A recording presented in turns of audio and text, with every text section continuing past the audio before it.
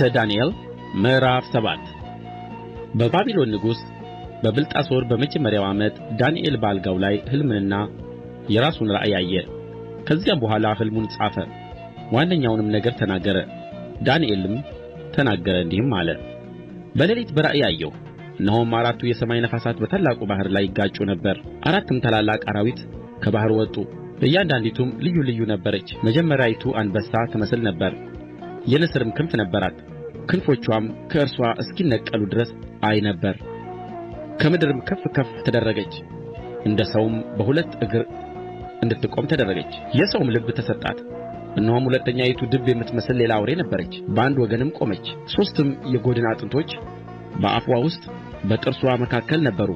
እንደዚህም ተነሥተሽ እጅግ ሥጋ ብዪ ተባለላት። ከዚህም በኋላ እነሆ ነብር የምትመስል በጀርባዋም ላይ አራት የወፍ ክንፎች የነበሩአት ሌላ አውሬ አየሁ። ለአውሬይቱም አራት ራሶች ነበሩአት፣ ግዛትም ተሰጣት። ከዚህም በኋላ በሌሊት ራእይ አየሁ፣ እነሆም የምታስፈራና የምታስደነግጥ እጅግም የበረታች ታላላቅም የብረት ጥርሶች የነበሩአት አራተኛ አውሬ ነበረች። ትበላና ታደቅቅ ነበር፣ የቀረውንም በእግሯ ትረግጥ ነበር። ከእርሷም በፊት ከነበሩት አራዊት ሁሉ የተለየች ነበረች። 10 ቀንዶችም ነበሩአት።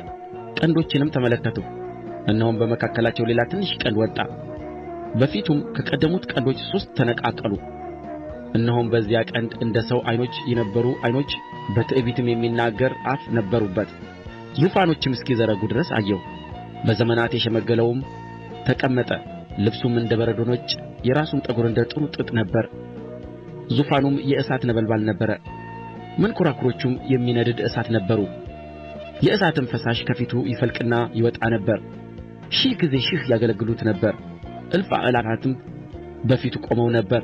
ፍርድም ሆነ፣ መጻሕፍትም ተገለጡ። የዚያን ጊዜም ቀንዱ ይናገረው ከነበረው ከታላቁ ቃል ድምፅ የተነሣ አየሁ። አውሬይቱም እስክትገደል አካልዋም እስኪጠፋ ድረስ በእሳትም ለመቃጠል እስክትሰጥ ድረስ አየሁ። ከቀሩትም አራዊት ግዛታቸው ተወሰደ። የሕይወታቸው ዕድሜ ግን እስከ ዘመንና እስከ ጊዜ ድረስ ረዘመ። በሌሊት ራእይ አየሁ፣ እነሆም የሰው ልጅ የሚመስል ከሰማይ ደመናት ጋር መጣ። በዘመናት ወደ ሸመገለው ደረሰ፣ ወደ ፊቱም አቀረቡት። ወገኖችና አሕዛብ በልዩ ልዩ ቋንቋም የሚናገሩ ሁሉ ይገዙለት ዘንድ ግዛትና ክብር መንግሥትም ተሰጠው። ግዛቱም የማያልፍ የዘላለም ግዛት ነው፣ መንግሥቱም የማይጠፋ ነው።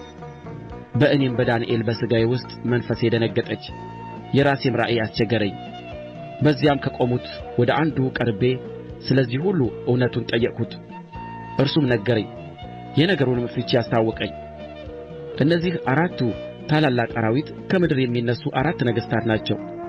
ነገር ግን የልዑል ቅዱሳን መንግሥቱን ይወስዳሉ፣ እስከ ዘላለም ዓለምም መንግሥቱን ይወርሳሉ።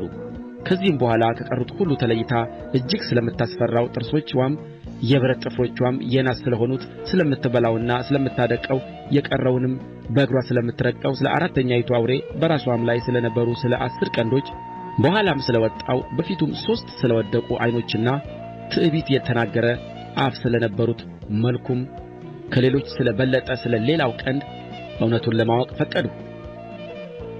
እነሆም ያ ቀንድ ከቅዱሳን ጋር ሲዋጋ አየሁ። በዘመናት የሸመገለው እስኪመጣ ድረስ ፍርድም ለልዑል ቅዱሳን እስኪሰጥ ድረስ ቅዱሳንም መንግሥቱን የሚወስዱበት ዘመን እስኪመጣ ድረስ አሸነፋቸውም። እንዲህም አለ፣ አራተኛይቱ አውሬ በምድር ላይ 4ተኛ መንግሥት ትሆናለች። እርሱም ከመንግሥታት ሁሉ የተለየ ይሆናል። ምድሪቱንም ሁሉ ይበላል፣ ይረግጣታል፣ ያደቅቃትማል። 10ሩም ቀንዶች ከዚያ መንግሥት የሚነሡ 10 ነገሥታት ናቸው። ከእነርሱም በኋላ ሌላ ይነሣል፣ እርሱም ከፊተኞች የተለየ ይሆናል። 3ቱንም ነገሥታት ያዋርዳል፣ በልዑልም ላይ ቃልን ይናገራል፣ የልዑልንም ቅዱሳን ይሰባብራል። ዘመናትንና ሕግን ይለውጥ ዘንድ ያስባል። እስከ ዘመንና እስከ ዘመናት እስከ እኵሌታ ዘመንም በእጁ ይሰጣሉ። ነገር ግን ፍርድ ይሆናል፣ እስከ ፍጻሜም ድረስ ያፈርሱትና ያጠፉት ዘንድ ግዛቱን ያስወግዱታል። መንግሥቱም ግዛትም ከሰማይም ሁሉ በታች ያሉ የመንግሥታት ታላቅነት ለልዑሉ ቅዱሳን ሕዝብ ይሰጣል። መንግሥቱ የዘላለም መንግሥት ነው፣ ግዛቶቹም ሁሉ ይገዙለታል ይታዘዙለትማል። የነገሩም ፍጻሜ እስከዚህ ድረስ ነው። እኔም ዳንኤል በሐሳቤ እጅግ ተቸገርሁ፣ ፊቴም ተለወጠብኝ። ዳሩ ግን ነገሩን በልቤ ጠብቄአለሁ።